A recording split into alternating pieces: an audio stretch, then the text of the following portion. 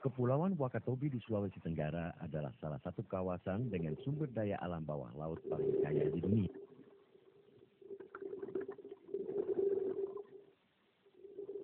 Pulau Hoga di selatan Kaledupa adalah sebuah Marine Research Station paling aktif di segitiga karang dunia.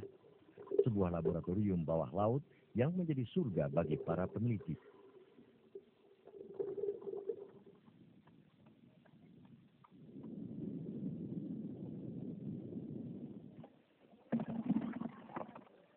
Di Pulau Kaledupa, masyarakatnya secara mandiri telah melakukan monitoring terhadap perikanan karang di perairan mereka, sekaligus mengembangkan budidaya rumput laut untuk mengurangi tekanan terhadap laut dan terumbu karangnya.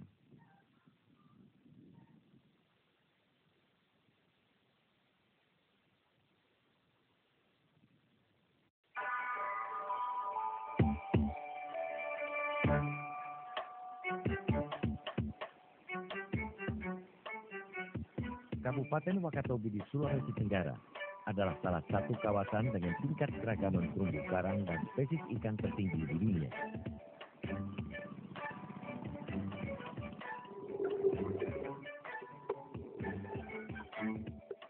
Salah satu jantung kekayaan di zona segitiga karang dunia dengan sekitar 396 jenis terumbu karang dan 590 spesies ikan.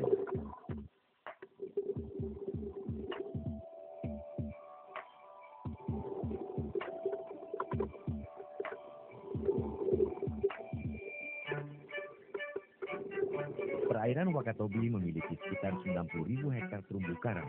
Salah satu titik penyebarannya berada di sepanjang atol Kaledupa yang memanjang sejauh 48 km.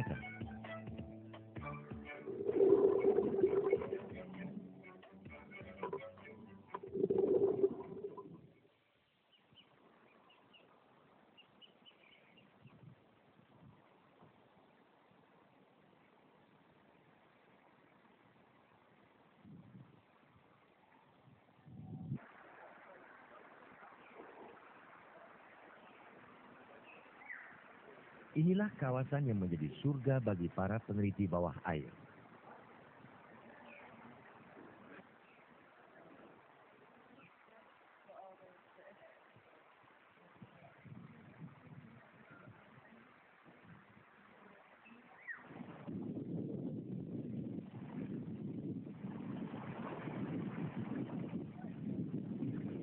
Salah satu kawasan paling unik di Wakatobi adalah Pulau Hoga.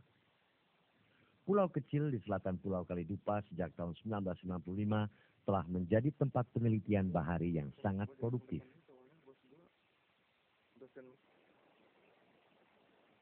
Operation Walasi, lembaga ekspedisi riset, ekowisata, dan konservasi yang berbasis di Inggris, mendatangkan ratusan peneliti sekaligus, menjadikan Hoga sebagai pulau wisata ilmiah. Bekerja sama dengan pemerintah daerah, Operation Walasi membangun Hoga sebagai sebuah stasiun penelitian bahari dan laboratorium bawah laut di Taman Nasional Wakatobi. Kita sepakat bahwa kita sebagai pusat segitiga karang dunia, maka kita kembangkan namanya laboratorium bawah laut. Jadi hampir setiap tahun itu berkisar sampai 1000-an. Ya, bisa mencapai 1000-an peneliti mancanegara. Umumnya dari Eropa, Amerika, dan sedikit dari Australia dan beberapa negara-negara Amerika Latin. Mereka datang ke Wakatobi memberikan penelitian, dan saya secara jujur sebagai pemerintah daerah tidak mampu membayar mereka. Karena apa? Karena mereka mempunyai tingkat keilmuan, teknologi, dan berbagai pendekatan yang pas. Oleh karenanya maka penelitian ini telah sampai hari ini telah melahirkan sebanyak 150 jurnal internasional. Dan di dalam pengamatan Coral Triangle, ya, Wakatobi itu adalah tempat underwater laboratorium paling aktif di segitiga kanan dunia. Apollo, this is Lama. We're just by the jetty. There's no reason the ship is receiving us, but can you please forward a message from us that we're sending our first radio check, over. Lama, all right.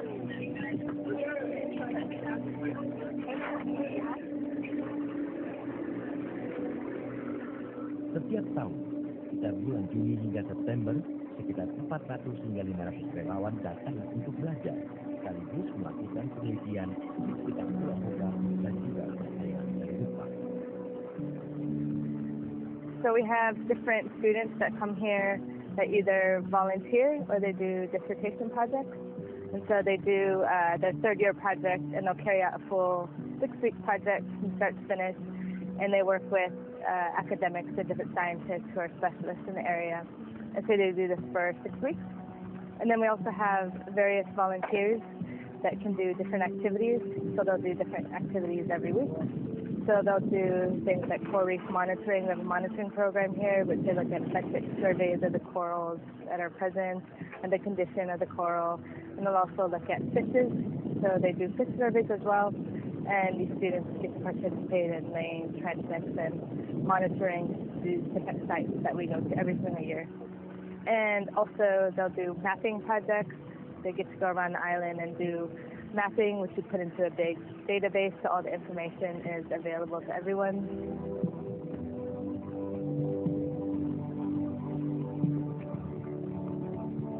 Para peneliti dan relawan ini tinggal sekitar 4 hingga 6 minggu di homestay sederhana di Pulau Hoga. Sebagian juga hidup berbaur dengan masyarakat di Pulau Kaledupa.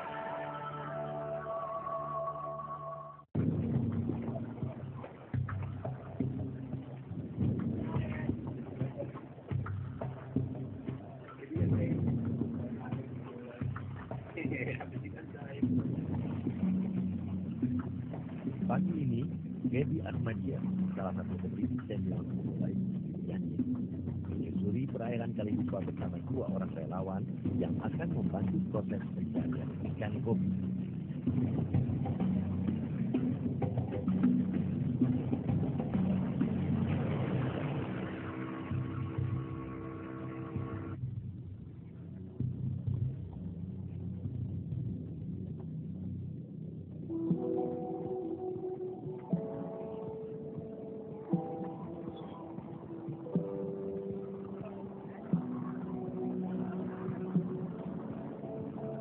Target penelitian hari ini adalah mencari habitat ikan gobi yang berukuran sangat kecil. So my research is focused on these little cryptic fishes, the little gobies and blennies in different habitats on the reef.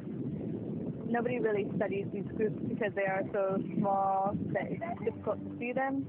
And so I actually decided to study them. And the only way really to study them is to collect them, because visually you can't see them, or they're very difficult to see when you're doing just observational and swimming along. So I actually collect them. And so when I use clove oil and I put it under the plastic, it anesthetizes them. So it puts them to sleep. And I just take the ones that I need. So I take the gobies and the benthic fish. And I leave the other fish, the damsel fish and cardinal fish, which I'm not interested in. And they will recover in about 10 minutes time.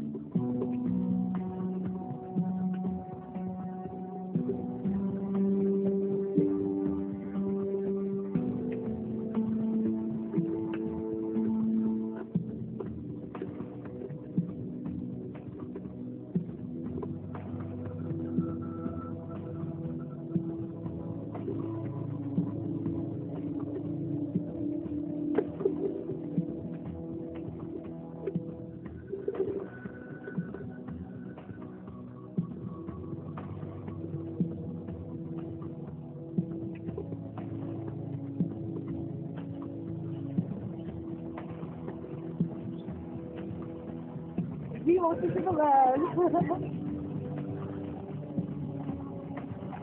Selanjutnya, Gaby membawa hasil tangkapannya ke laboratorium untuk dianalisis. Selain melihat keberadaan gobi, penelitian ini juga bisa mengukur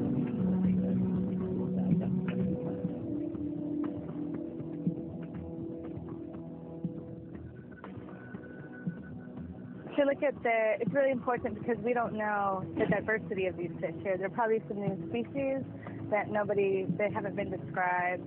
And also they're very important ecologically to the reef because a lot of fishes, the big fish that everybody sees on the reef, they actually feed a lot on these groups of fish. And so it's important to study them as well. And it's important to look at how they may respond to habitat changes as well. You know, compare them to degraded reefs and see what's happening to them. Are they more abundant? Are there more fish? Are there less fish?